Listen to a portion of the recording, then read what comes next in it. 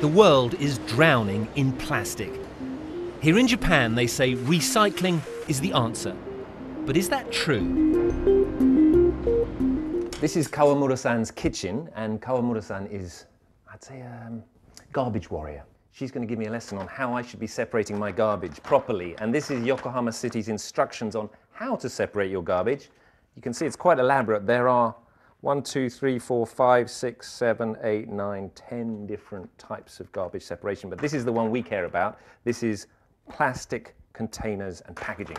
So she's going to show me how to do it.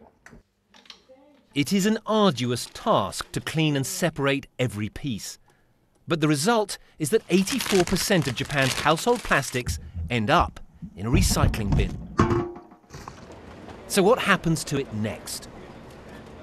So these ladies are pulling out anything that can't be recycled. So things like this, cigarette lighters, batteries, bits of metal scrap.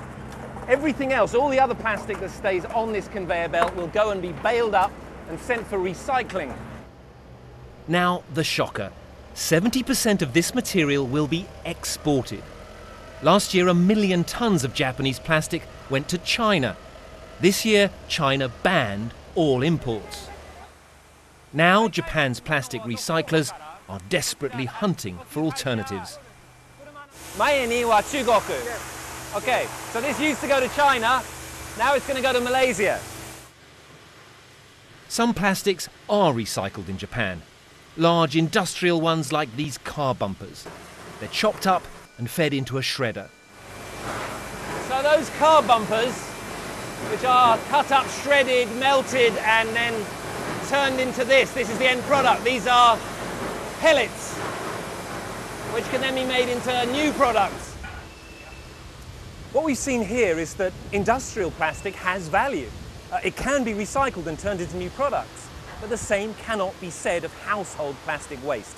It is dirty, it is difficult, and it has virtually no value. That's why it was being shipped wholesale to China, and that's why it now ends up either being landfilled or burned, and of course it is why so much of it ends up in the ocean.